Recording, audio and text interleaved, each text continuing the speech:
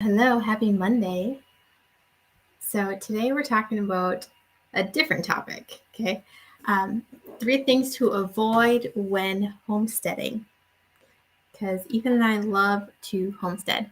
So if you're new here, welcome. Hi, my name is Keisha Ellingson, and I help people adjust to life after the move. So whether you are planning to move in 5 days or moved a year ago or 10 years ago, I help people move through the process that happens after the move and the change that comes with that and the things that you have to process that aren't usually seen, right? So that's what I do. Welcome, welcome, welcome. And one of the ways to kind of establish a feeling of home is to create a garden and create something that you're investing in your new area. And so my hubby and I are, I don't know how to say avid gardeners, but I don't know if that fits. We love to experience new styles of gardening and try a bunch of stuff out. And we have kind of been drawn to the homesteading life quite a few times. And it adjusts differently like when we move to different areas. But I just want to share 3 things to avoid if you're stepping into homesteading. Okay. The number one thing is to avoid learning all day and not doing. Because usually when we're stepping into something new, it's scary and we don't know everything. But if you're reading books and watching YouTube videos and like just taking in information all day instead of actually getting your hands on experience and trying stuff out, you're not going to get anywhere, right? Number 2, and avoid the pressure to stay the same. This is kind of put on by other people when like you are figuring out what works best for your homestead, or like what kind of food you're going to grow, what kind of animals you're going to have, how you're going to have like your garden set up. You're figuring out how all of this, like how it's going to work.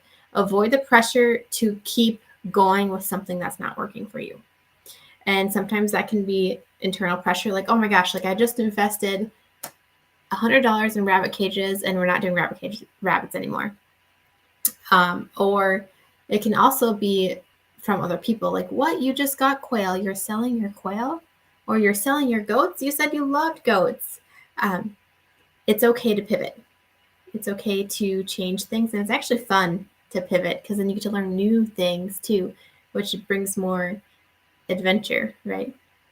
Okay, the 3rd thing on the list is avoid the unnecessary struggle by not having a plan. Okay, so this is different than the number 1, avoid overlearning. Like you need to have a plan. Okay, so but avoid the struggle of just jumping in without looking at any of the factors. All right, so I'll give you a few examples because Ethan and I have done this a lot. So having a garden that's too far away from your house can become a potential issue. For instance, Ethan and I decided one year that we're going to garden out of state. Like we were renting an apartment, but we drove back to visit our parents quite often. At that time, it was like a 7.5 hour drive. So we could make it in a weekend. And we decided, we're like, yeah, we'll just have a garden out there. Like we can't have one here, so we'll have a garden out there. That doesn't work.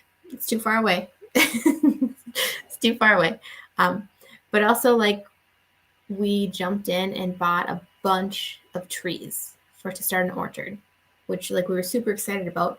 And then we, dug the holes, planted the trees, got them all nice, set up in the orchard grid.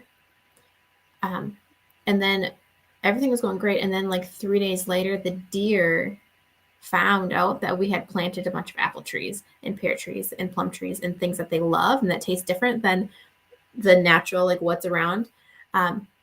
So that became like our baby trees became like a feeding ground for all of the deer. Something that wouldn't have happened if we would have planned it out a little bit, right? Or like we were far away from our water source. So there's lots of different things to consider, and having a plan helps. So when you move to new areas, you're adjusting to different temperatures, different environments, different setups. Sometimes you can have a big garden. Sometimes it's only like a container garden on your patio, depending on where you live. But it's just having that peace can help bring a sense of feeling at home, and that this is your place to start investing in. And that can help walk you through the different stages of moving. So Ethan and I have been trial and error for the last like 4 years with all things garden and homestead.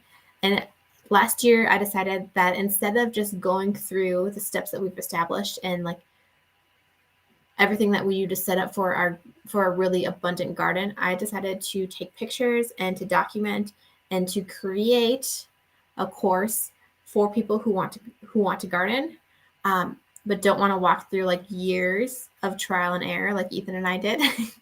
So that's in the comment or the link section if you want to check it out. If not, totally fine. But I figured I'd offer it because it's about time when people start thinking about gardening. So, and yeah, hold on, Ellen. Yeah, we're doing good here. We're just hanging out, and Ellen doesn't have school this entire week. So Ellen and I have a week together. Usually have school on Monday and Wednesdays, but not this week. Do you want to say hi, Ellen? No? Okay.